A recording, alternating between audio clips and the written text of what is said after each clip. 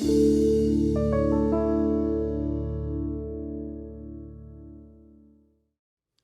everybody. Welcome back to our series of podcasts called Menninger Mindscape. I'm Dr. John Oldham, Chief of Staff at the Menninger Clinic, and it's really wonderful to have a very special guest today, Richard Dreyfuss. Welcome, Richard. Thank you. Richard is here actually to be a speaker at our annual Menninger Signature Luncheon, where we really value the important ambassador, really representation of what it's like to have a psychiatric condition, a mental illness, and Richard has been very open about living with bipolar disorder, or sometimes called manic depressive disorder, for many years, although it probably was in its initial stages happening without your knowing what it was. Right, I figured out, I started calling myself a manic depressive when I was 14, because I was always in conversations where I would get louder and standing up and louder and faster and louder and faster until someone of my friends would say, well, let's get the circus cables and bring him slowly back to earth. And that's when I knew that I was in a kind of rant, a manic state, which I enjoyed until the end of one, when I looked around and it looked like I'd made some rude noise. Sort of lost your audience. Yeah. But did you use the term yourself, or did you really think it was a medical term? I knew it was a medical term, and I can't tell you now whether or not my earliest psychiatric therapy situations nailed it.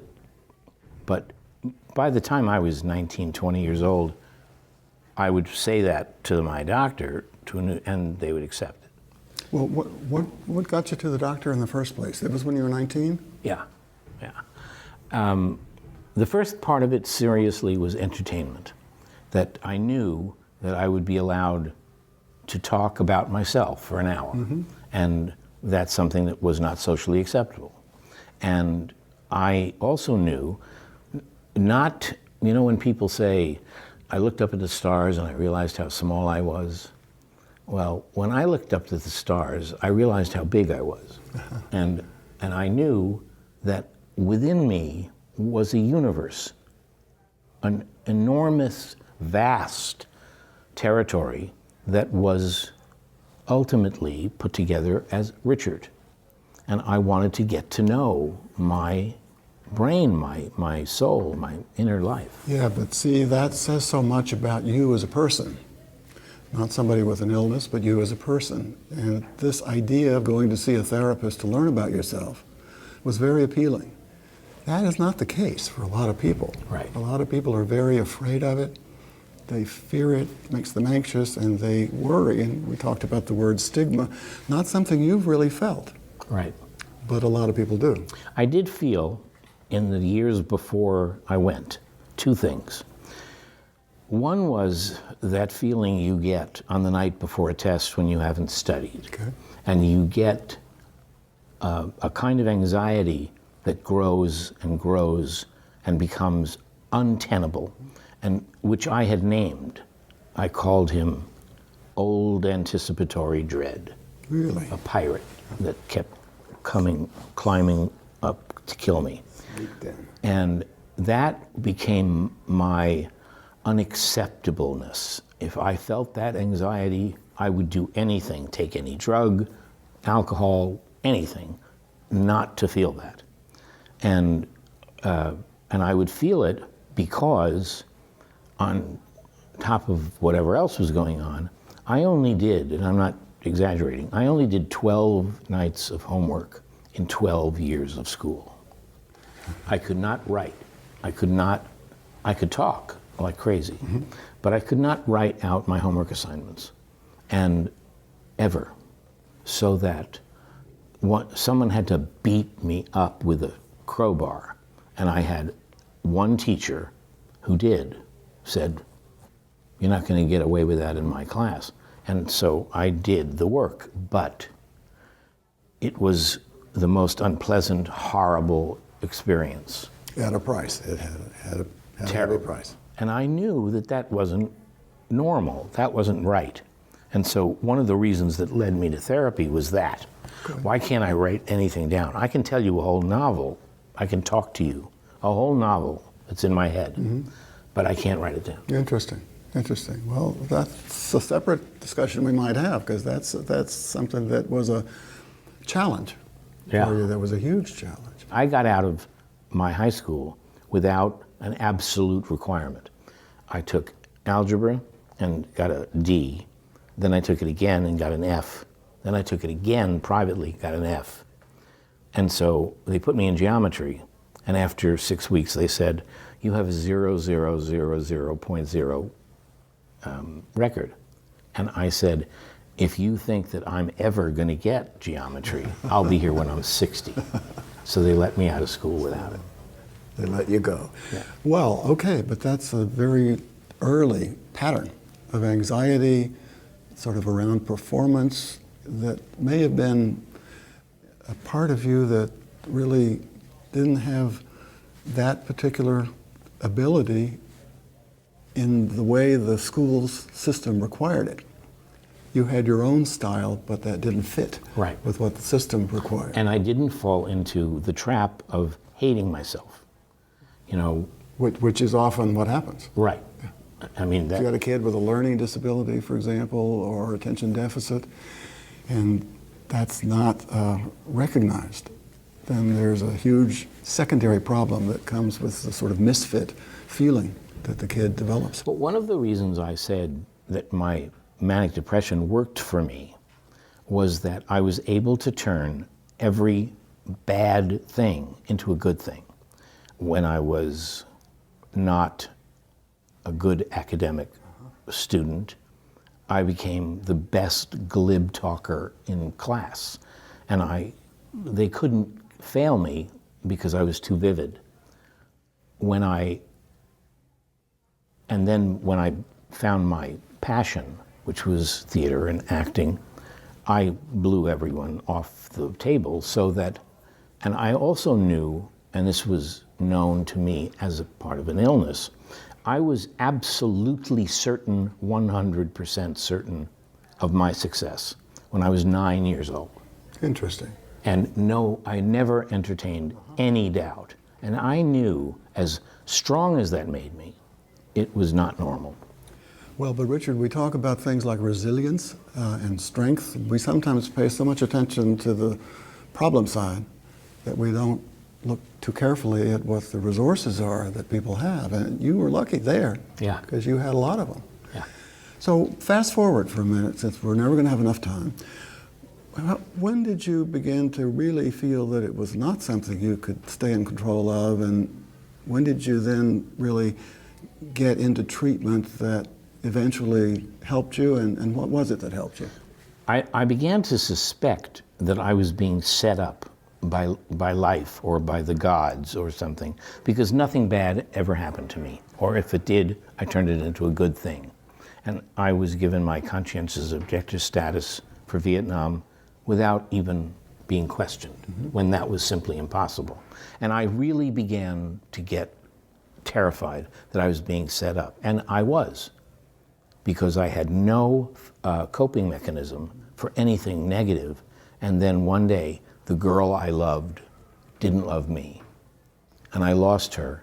And the loss was so unbelievably profound that I fell in love with loss. I was just a little bug.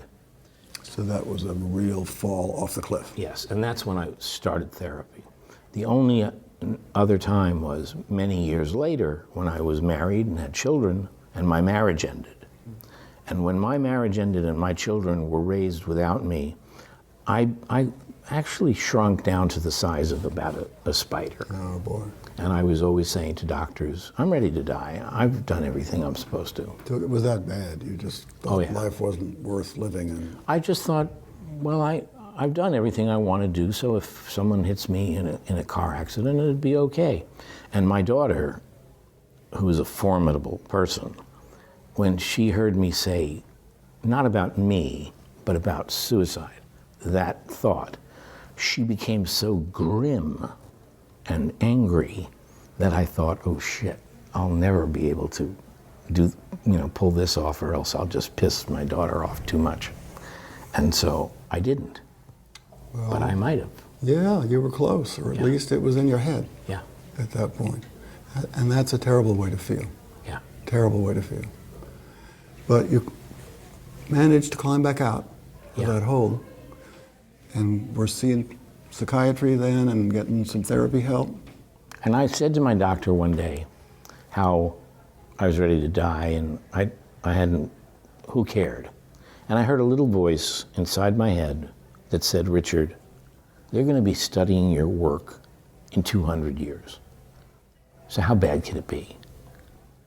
And I remember that voice as being very far away, so I could hardly hear it, but it was saying, you're wrong, you're nuts, hold on to me. And I did, and I got back. And then, were there later times when you got back into the manic side, which got out of control?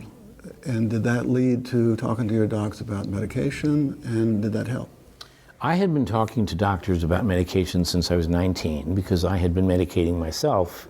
I didn't know that term. I'd been taking drugs since I was 14. Well, you described a while ago how you would do that in order to calm yourself down. Right. So you were medicating yourself. Right, but I didn't use that term. And then one day a doctor really explained why I was doing what I was doing with what drugs, and he made me understand. And then one very, very bright guy said to me, Richard, somewhere in your brain there is a faucet that is dripping either too slowly or too quickly, and we can help you. Interesting way to put it. And Very. I can't tell you the relief of guilt that swept away from me, because it wasn't me, it was the structure. It wasn't me, my soul, my Richard. It was the structure of my body. Yep. And that plus the line that Randy Newman wrote, it takes a whole lot of medicine for me to pretend that I'm somebody else. And what that means really is, when I feel terrible, awful, shitty, I'll do anything, including feeling worse, as long as the worse is the drug and not me. Interesting. And that makes sense. Yeah. It makes sense. But then you later got to a place where you didn't need the drug, but had a pretty successful steady state, which you still do. And I did need, I have a protocol of drugs that I take, and I never stray. I do not go off my meds. I have friends. And that's because you know it's a bad idea. Yes. That's because I have friends who've gone off their meds and ended up in Menninger, you know. I don't want that to happen to me. So I've always wanted to live on the planet Earth with my feet on the ground, a good father, a good husband, a good actor, a good activist, whatever, citizen. And a lot of what was preventing me from all of that was my own inability to find the right protocol of medication. And it became a spiritual question. I would say to my doctor, am I Richard inclusive of my drugs, or am I Richard and the drugs are an add-on? And to me, the answer was obvious, that I was Richard inclusive of my drugs, that I was born with certain problems and certain drugs helped me become... Steady out. Yep. Yep. And now we're going to have to stop shortly. So what can you say to the people who are going to see this podcast about what is so common and such an obstacle for others to get to the kind of help you've been able to achieve? That shame and fear and anxiety that leads people to keep all of their worries and problems secret because they don't want to be, quote, labeled as a mental patient. I've been trying to come up with an equivalent shame. And in my life, my shame was my weight. If I got really fat, I would be so ashamed of myself and I wouldn't want to leave the house. But other than that, I've never understood why people who have what I have, or something worse, could not find the diamond in the soil. Because in a manic state, you are always in a incandescent ecstasy of creation. And it's not just bull. Carrie Fisher says in her show about herself, you know you're a manic depressive when the ideas that you have are great because you're having them. And Carrie and I are talking about that. Yeah, right. it's great. Yeah. And I knew that I have been a creative font. I have ideas, novels, performances, things that I was able to achieve or perceive because of my manic state, and I glommed onto them. I relegated the embarrassing parts to just embarrassing anecdotes, and I emphasized to myself all that was good and ecstatic about it. That's really interesting. Now, but that probably wasn't so possible when you were in those deep holes of depression. No, as a matter of fact, there's, in my public career as an actor, I can point to X number of performances where I say, those are the result of my being depressed and not good. So there are plenty of people who have severe depression but don't have the other end and don't have the manic episodes. Harnessing those for your kind of career is really wonderfully creative, and that's a really special way to look at it. But the message, I think, to the people with all kinds of things and not that pattern of illness, I would say, and just trying to see if you would agree, to work hard to get to shed old attitudes that may have surrounded you, that there's something shameful about having something like depression or anxiety. These are medical conditions. These are part of your body. They're just like people have hypertension or have diabetes, and you go get help. Right. That's the most important thing, is that people, for some reason, think that when you go to get help, like in therapy, you're being told, oh, you're totally nuts and you're hopeless. The fact is that going to therapy is like a ride at Disneyland, and it's good and bad and up and down. Right. But I do know it's one thing to talk from the point of view of basically 50 years of a manic state of high, about the depression, the darkness of depression. You have to learn the difference between self-hatred and humility. Because when you have self-hatred, it's because you believe something that someone told you a long time ago. Your dad, your mom, whatever. And you reinforce that self-hatred. Humility is where you know, I've got a problem and I'm open to getting up and out. And I have to keep my ears open for those, what I call bubbles of opportunity that pass you by. And you got to be able to grab onto one. Someone's going to say something, or a look, or an experience, and you glom onto it. And when you do that, you have a better percentage of getting the hell out of there. Yeah, and whatever the mix is, and sometimes it'll be more painful than others. Right. And when it's really painful, then the message is to go get some help. It doesn't mean it's all going to click. You were telling me about some of your docs before. You got to keep persisting and find the right fit so that you feel comfortable, that you can work with this person and get the help you need. And that's the kind of thing we hope people will take away from hearing you talk about what you've been dealing with and turning into a really very successful part of understanding who you are. It's like, if you can understand that nobody's perfect, and that's not just a phrase, you're not perfect, I'm not perfect. And if I'm not perfect, that means I'm improvable. And I'm going to go to someone who can help me get there. When you're dark, when you're in the midst of the darkness of depression, You feel like there's nobody there and there's no hand reaching out to you. And the thing is, take it on faith. The same faith that's in Indiana Jones and the Silver Chalice, whatever it's called, where he stepped out on a bridge that he couldn't see. That's depression. When you step out on a bridge you can't see and feel it, you'll know that it's there, and you don't have any fear that you're just going to keep falling. And then you reach out and you get the help. Yep. Okay. Well, let's stop on that note. I wish we had more time, but thank you so much. You are an ambassador for the field of mental illness and psychiatry, and for the enormous number of people who are out there struggling and suffering.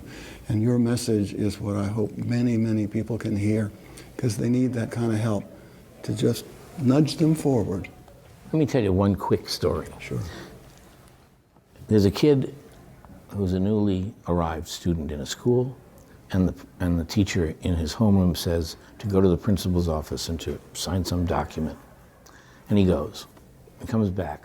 And as he puts his hand on his homeroom door, he knows that while he was gone, the teacher told the rest of the class the secret of life. And all of us who were there in that room that heard that story for the first time, we all went, oh yeah, because everyone believes that everyone else knows something. And the fact is, it's true. Everyone feels that, not just you, everybody. So, a great way to end.